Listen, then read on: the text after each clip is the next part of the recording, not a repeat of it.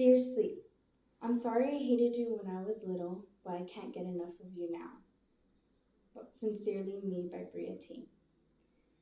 Either we experienced it once or multiple times, being sleep deprived is something that we can all relate to, am I right?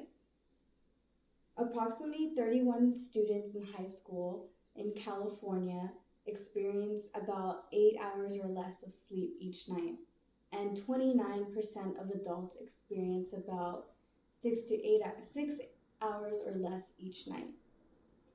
And according to an age group, I believe teens should just have at least 9 to 10 hours of sleep each night, and elderlies and adults should have at least about 7 to 8 hours of sleep each night. But I don't know about you, but when I was in high school, I didn't even have at least 7 to 8 hours of sleep each night, or 10 as being a teen.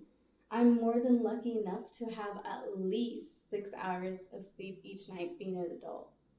I know living in society nowadays, it's really hard and complicated to try and keep up with our sleep because it is required of us to be up early in the morning to be more awake than we are sleeping, especially going to school and working full time. But we have to try and manage this by possibly organizing our life, prioritizing our time throughout the day.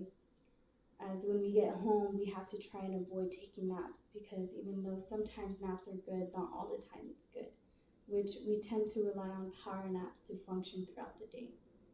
Our brain and our mind needs time to rest and restore all the energy that we use throughout the day.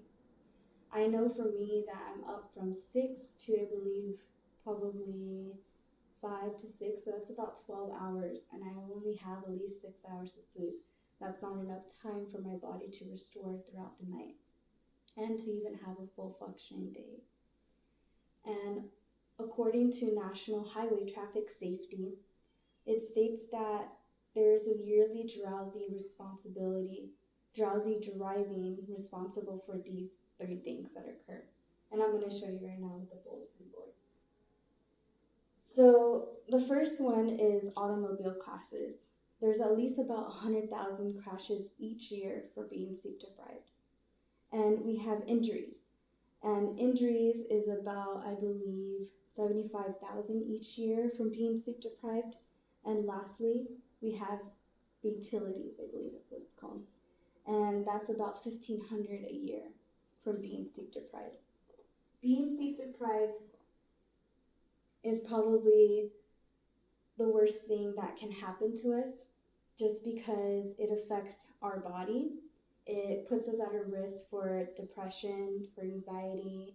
It puts us at a risk for high blood pressure, for insomnia, for Alzheimer's for the long term, and even death. But these are just the fact that it brings us to a more higher rate if we are a lack of sleep. As I bring this to an end, I want to leave you with this. Be sure to organize your time throughout the day and treat your body and mind as the way it's supposed to be treated. For us to function throughout the day, our body gives out more energy than we do provided it as we are sleeping. Thank you.